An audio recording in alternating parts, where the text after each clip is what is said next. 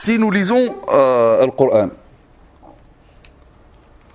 Ya ayyuhan nas inna khalaqnakum min dhakarin wa untha, ya ayyuhan nas ittaqu rabbakum alladhi khalaqakum min nafsin wahida wa khalaqa minha zawjaha. Ô homme, craignez votre Seigneur qui vous a créé d'un seul être. Et il a créé de celui-ci son épouse. D'accord ? Et Allah Azza wa Jalla dit également, c'est lui qui vous a créé d'un seul être dont il a tiré son épouse pour qu'il trouve de la tranquillité auprès d'elle. Bien sûr, si nous méditons que ces versets-là, enlevez de vos têtes toute autre chose. Ô homme, craignez votre Seigneur qui vous a créé d'un seul être et a créé de celui-ci son épouse. Donc Allah, il a créé Adam d'un seul être, donc il est Ruh. Et de cet être-là, il a créé son épouse. Voilà ce que dit le Coran. Est-ce qu'à un moment le Coran dit que Hawa a été créée à partir d'une partie de Adam? Non. Ici aussi dit, c'est lui qui vous a créé d'un seul être. D'un seul être, dont il a tiré son épouse.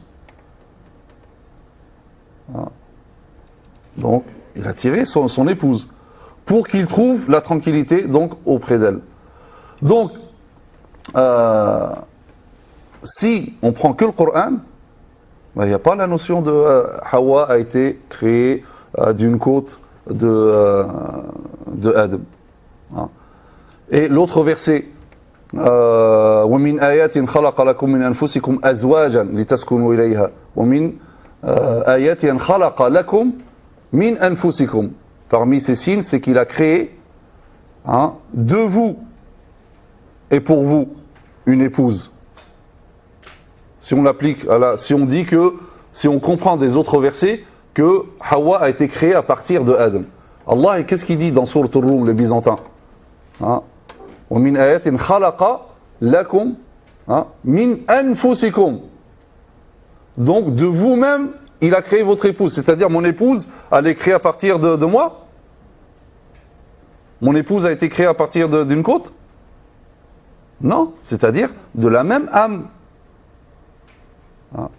Donc finalement il n'y a rien dans le Coran qui nous dit que Hawa a été tirée de, on va dire oui mais il y a des hadiths.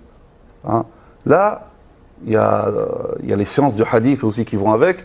C'est que les savants disent qu'en matière de aqidah, pour prendre un hadith en considération, il faut qu'il soit mutawatir. Il faut qu'il soit rapporté par un grand nombre à un grand nombre. Or, ces hadiths-là, ils sont ahad, déjà. Ils sont ahad. Et donc, ils ne peuvent pas, ils sont pas assez forts pour restreindre la portée générale des versets. D'accord?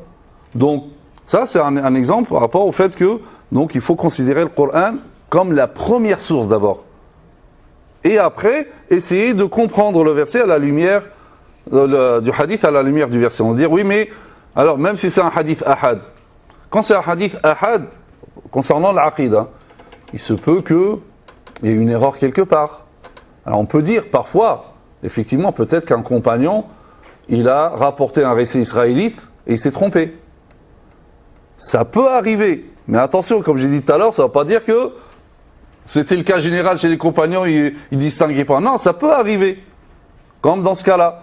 Par exemple, il y a un autre hadith, qui est un hadith, mais aussi, par rapport à la chaîne authentique, il est authentique, qui dit que, si ce n'est les enfants d'Israël, la viande n'aurait jamais pourri, et la femme, et si ce n'est Hawa, la femme n'aurait jamais trompé son mari.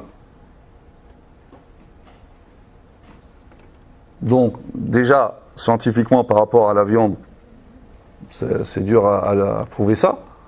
Ça contredit même la science. Et deuxièmement, donc là, on accuse de Hawa de quoi? C'est que c'est elle qui, donc, a causé la sortie de Adam alayhi salam du paradis. Or, ce n'est pas ce que nous dit le Coran du tout. Le Coran, lorsqu'il parle de cette histoire-là, soit il remet la faute sur les deux, soit sur Adam tout seul. Mais à aucun moment, il a dit que c'est à cause de Hawa. Donc d'où vient ce hadith-là? Là encore, on va dire, sans doute, il y a une erreur quelque part. Donc c'est pour ça, pour juger de l'authenticité d'un hadith, l'authenticité de la chaîne, hein, que ça soit continu, les transmetteurs sont intègres et précis, ça suffit pas. Il faut étudier aussi l'énoncé, parce qu'il se peut qu'il y ait une illa, hein, un défaut dans l'énoncé. Et le défaut dans l'énoncé ici, c'est qu'il contredit le Coran. Donc, il s'est passé quelque chose, donc ce hadith-là, normalement, on ne le prend pas en considération. Ceux qui le prennent en considération, c'est malheureusement ceux qui essaient de comprendre les hadiths, hein, séparés de le Coran.